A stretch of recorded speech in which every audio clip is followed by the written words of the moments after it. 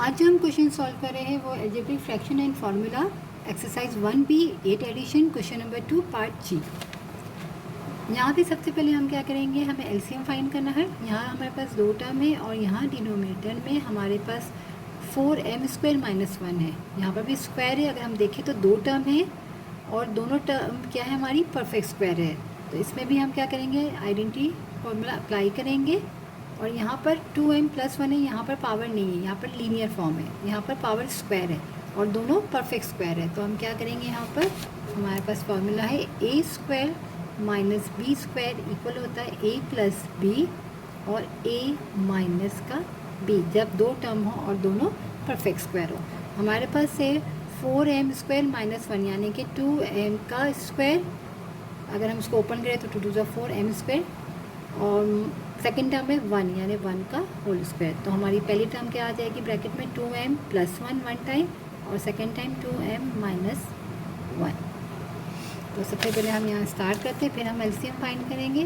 3 divided 2m का square - 1 का square 5 divide by 2m+1। अब हम यहाँ पर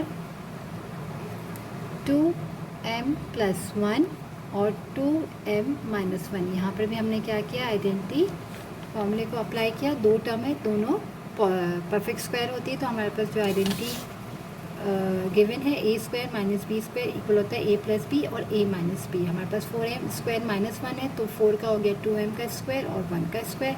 ब्रैकेट में क्या है, हमारे पास 2m निकला है और 1, तो 2m+1 और 2m - 1। अब यहाँ पर हमारे पास है सेकेंड्स में 2m+1। अब अगर हम देखें तो यहाँ के डिनोमिनेटर में 2m+1 है, यहाँ पर भी 2m+1 है और यहाँ पर 2m - 1 भी है जो यहाँ पर नहीं है। तो यहाँ मल्टीप्लाई डिवाइड कर लेंगे किससे, 2m - 1 से और यहाँ भी 2m - 1 से। न्यूमिनेटर और डिनोमिनेटर में दोनों में हम मल्टीप्लाई करेंगे। अब यहाँ पर अगर हम देखें तो हमारे पास एलसीएम आ गया है 2m+1 और 2m - 1।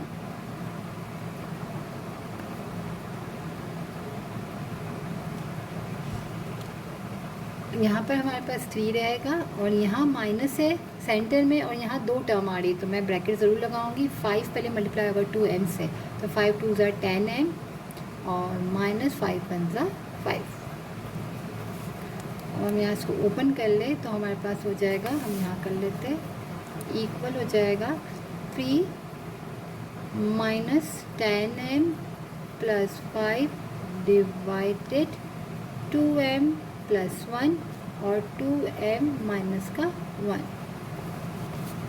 अब हमारे पास यहाँ पर क्या है, अगर हम देखें तो वेरिएबल वाली एक टर्म है -10m + 3 और प्लस का 5 डिवाइडेड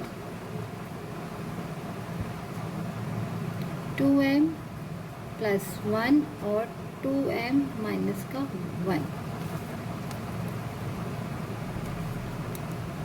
अब -10m और +8 हो जाएगा, +3 और +5 को हमने ऐड किया तो 2m+1 और -1, ये हमारा आंसर है। अब आंसर में स्टार्टिंग में माइनस है और यहाँ पर 8 जो है पॉजिटिव है, तो सिंपल हम पॉजिटिव वाली टर्म को पहले लिख लेते हैं और माइनस वाली को बाद में लिख लेते हैं। हम यूँ भी लिखेंगे तो भी हमारा आंसर सही है। अगर हम पॉजिटिव वाले को पहले लिख ले और 10m जो नेगेटिव है उसको हम बाद में लिख लेते, +1 और 2m - 1 आंसर।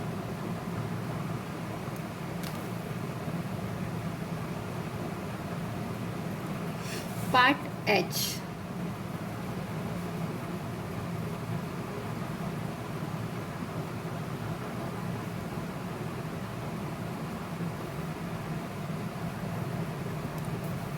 पार्ट H में हमारे पास यहाँ पर डिनोमिनेटर में n-2 है, यहाँ भी n-2 है बट पावर बार स्क्वायर है, यहाँ पर बाहर पावर स्क्वायर है और यहाँ पर अगर देखें, अगर ब्रैकेट लगाए अगर तो यहाँ पर कोई पावर नहीं, इसका मतलब 1 पावर है यहाँ पर।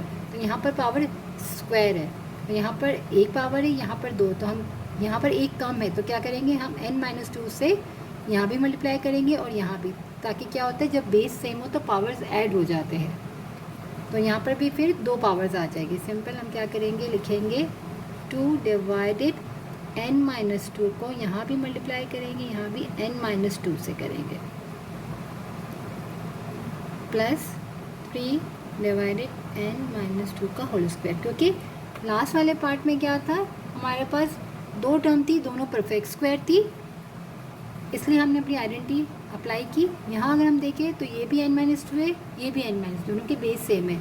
यहाँ पर पावर कुछ नहीं, इसका मतलब 1 है पूरे पे, और यहाँ पर पावर स्क्वायर है, यानी यहाँ पर 2 पावर है, यहाँ पर हमारे पास 1 पावर है। तो सिंपल इसको भी हम सेम बनाने के लिए क्या करेंगे, n-2 से मल्टीप्लाई भी कर देंगे। तो यहाँ पर भी हमारे पास पावर जो आएगी वो स्क्वायर हो जाएगी, क्योंकि जब बेस सेम हो तो हमारे पास पावर्स क्या होते, ऐड हो जाते। तो डिनोमिनेटर में यहाँ भी n-2 है, n-2 दोनों मल्टीप्लाई होते हैं, बेस सेम है तो इसकी पावर 1 है, इसकी भी 1 है, तो 1 और 1 2 हो जाएगी। सिंपल।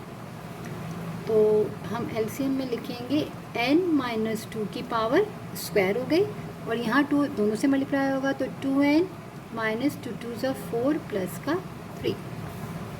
अब वेरिएबल वाली एक ही टर्म है 2n, और -1 और +3, तो माइनस प्लस माइनस यहाँ पर -1 आएगा, क्योंकि 4 बड़ा है, उसकी साइन माइनस है, तो 4 में से 3 को माइनस किया तो 1 आया, और -1 n-2 का होल स्क्वायर आंसर।